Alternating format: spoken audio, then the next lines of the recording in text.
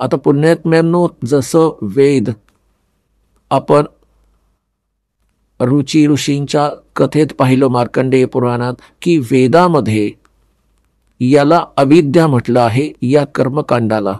आणि पितरही मानतात, कारण ते ब्राह्मण होते, ऋषी होते. आणि ते असं म्हणतायत आमची दुर्गती होईल तू जर श्राद्ध नाही घातलंस तर. आता जसं एक श्रद्धाळू म्हणतो की जसे आमचे पिताजी दिसायला लागतात आणि म्हणतात की बेटा श्राद्ध कर, आणि का नाही करणार, आम्ही करावंच लागेल. ही काय गोष्ट झाली. आता पुण्यात्म्यांनो, त्याची पद्धत आहे. जसं कुणाचा बालक आणि विहिरीत पडला, तो तर ओरडतोय बुडालो बुडालो, त्याला काय इलाज आहे, त्याच्यासोबत बुडायचं, सूर मारायचा, उडी मारायची, तोही मरेल. मग त्याची ही पद्धत आहे त्यालाही वाचवण्याची. आधी एक रस्सी बांधा, वर चांगली मजबूत, तिला खाली सोडा, त्यावरून खाली उतरा आणि त्याला उचलून आणा. तर हे पितर तर दिसत आहेत, आणि असं काही की त्याला घेऊन बुडायचं नाही, श्राद्ध नाही करायचं, ते तर विहिरीत उडी मारण्यासारखं झालं की घ्या हा मेला.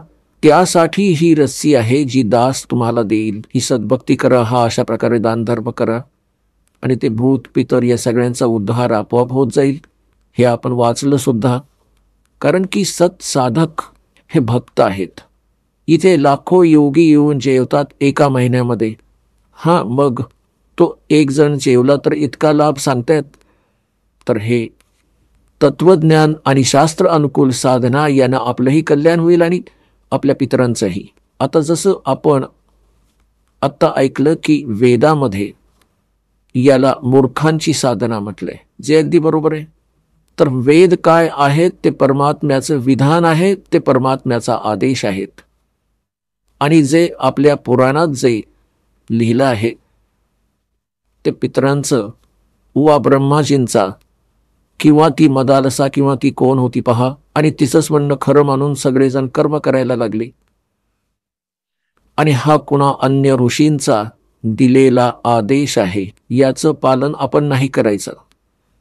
जसं एकदा एका व्यक्तीची मैत्री एका पोलिसाशी होती, ठाणेदाराशी, SHOशी. आणि त्या व्यक्तीचा जो साथी होता शेजारी, त्याला खूप दुःखी करायचा. त्याने आपल्या मित्राला, ठाणेदाराला म्हटलं की ठाणेदार दादा, असा असा माझा एक शेजारी आहे, शेजारच्याच घरात राहतो, खूप परेशान करतो, सगळं काही सांगितलंय, पंचायत पण केली आहे, पण नाही ऐकत, काय करू.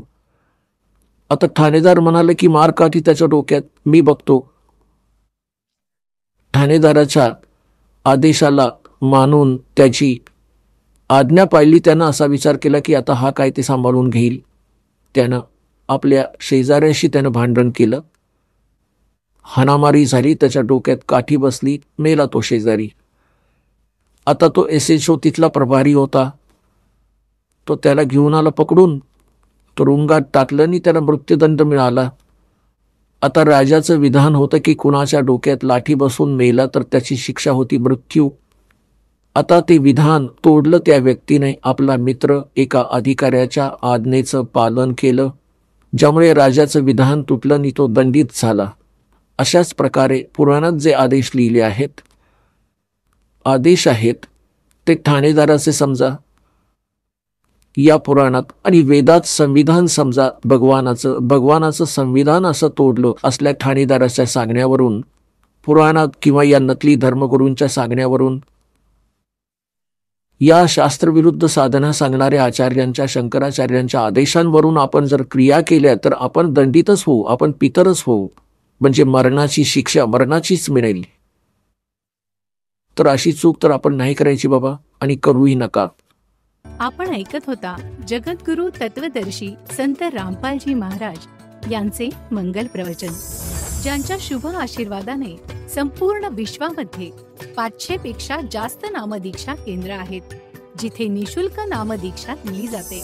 निशुल्क नामदीक्षा प्राप्त करण्यासाठी आणि अधिक माहितीसाठी संपर्क करा 7030303951 7030303952.